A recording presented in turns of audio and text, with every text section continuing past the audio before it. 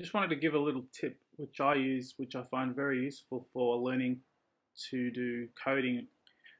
Basically, I suppose once you're going through some lessons, you soon discover areas where you're a bit shady on, or that you would like to remember. There's obviously no way you're going to be able to remember it all.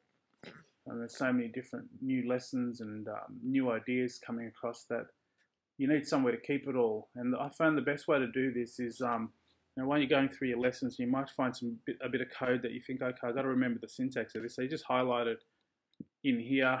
And then I'm using a program called Coda, which does what's called syntax highlighting. So I pasted into this document here, and these are all my notes. These are what I've found to be things that are important for me to remember. So I've put it all in the one spot here, and keep it for later safekeeping. I can go through and review it later, and if I need these notes at any time, I've got access to them, because a lot of the times it's just a matter of how the syntax is formed.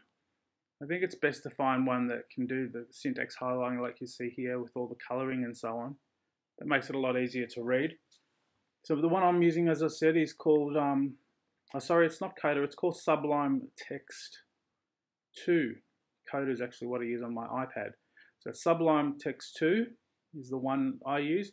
And as an added extra step for better usability, because I use quite a few machines. I've got, as I said, iPad, iMac, and MacBook Air, which I'm using now.